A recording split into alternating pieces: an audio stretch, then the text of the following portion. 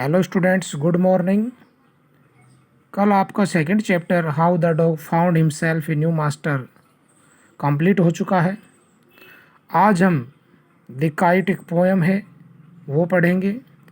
All of us like to play kites. Have you ever tried to fly one? Read this poem about a kite as it flies in the sky. तो यहाँ पर जो ये कविता है Harry बेंस के द्वारा लिखी गई है। जो हैरी बेंस हैं उनका जन्म सितंबर 1898 को हुआ। मैं केबे एरिजोना में इनका जन्म हुआ। Which was is now a ghost town, जो कि अब एक घोस्ट टाउन है, भूतों का नगर कहलाता है। In Yavapai county in what was then the Arizona territory, और यह जो एरिजोन का जो गणराज्य है उसके जो यावापावी काउंट है, प्रांत है, उसके अंदर इनका जन्म हुआ था। और इनके द्वारा और भी कई पोएम्स लिखी गई थी। तो आज हम ये कविता पढ़ते हैं। तो देखिए, सबसे पहले प्रारंभ करते हैं। All of us like to fly kites. हम सब पतंग उड़ाना पसंद करते हैं। Have you ever try to fly one? क्या आपने कभी कोई पतंग उड़ाने की कोशिश की है? Read the poem about a kite as it flies in the sky. एक पतंग के बारे में यह कविता पढ़िए जब वह आकाश में उड़ती है। How bright on the blue is a kite when it's new. नीले आसमान में एक पतंग कितनी चमकीली लगती है।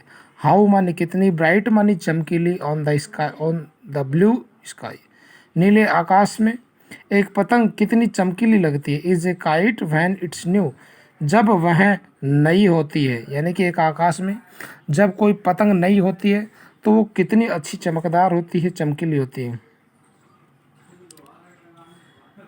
With A With a dive and a dip in snaps its tail, then soars like a ship with only a sail. With only a sail. यह पतंग नीचे की ओर गोता खाती है, तब इसकी पूंछ हवा के साथ खिसकती है और फड़फड़ाती है।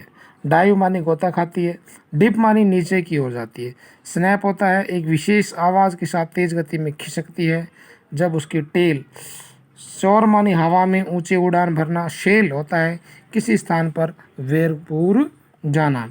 यानी कि जब यह पतंग नीचे की ओर गोता खाती है तब इसकी पूंछ हवा के साथ खिसकती है और फड़फड़ाती है, तब यह पतंग एक जहाज़ की तरह ऊपर की ओर जाती है। ठीक उसी तरह से जब जहाज़ पानी पर लहरों से आगे की ओर बढ़ता जाता है। आगे देखिए। As over tides of wind it rides climbs on the crest of a gust and pulls, then seems to rest as wind falls. When string goes slack, you mind it back.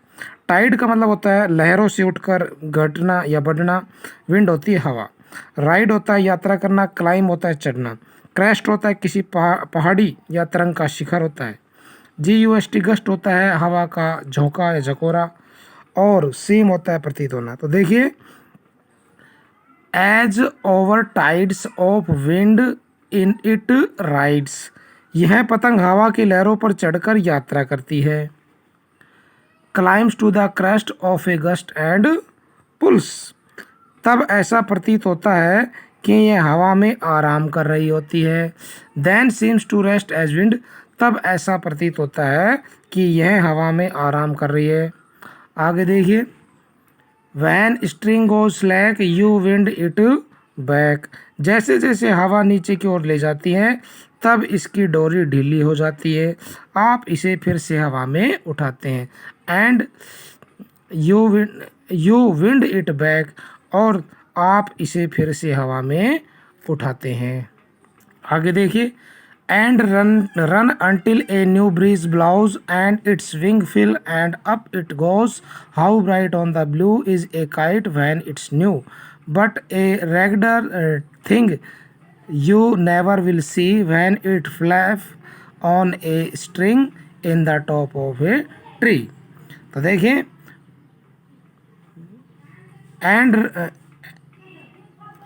And run until a new breeze blows.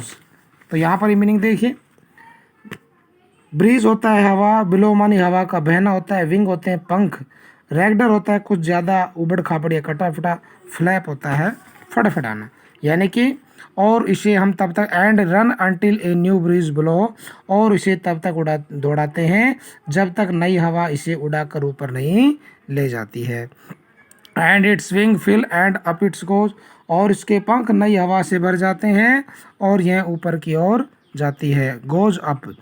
How bright on the blue, नीले आसमान में एक पतंग कितनी प्रकाश में लगती है। Is a kite when it's new, जब वह नई होती है।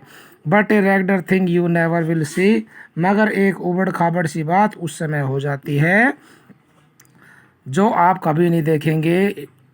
यू नेवर विल सी, जो आप कभी नहीं देखेंगे। When it flaps on a string in the top of a tree, जब यह पतंग डोरी में बंधी फड़फड़ाती है उस समय, जब वह किसी पेड़ की ऊंचाई पर अटक जाती है। यानी कि जब किसी पेड़ की ऊंचाई पर वो पेड़ पतंग अटक जाती है तो यह पतंग डोरी में बंधी हुई फड़फड़ाती है।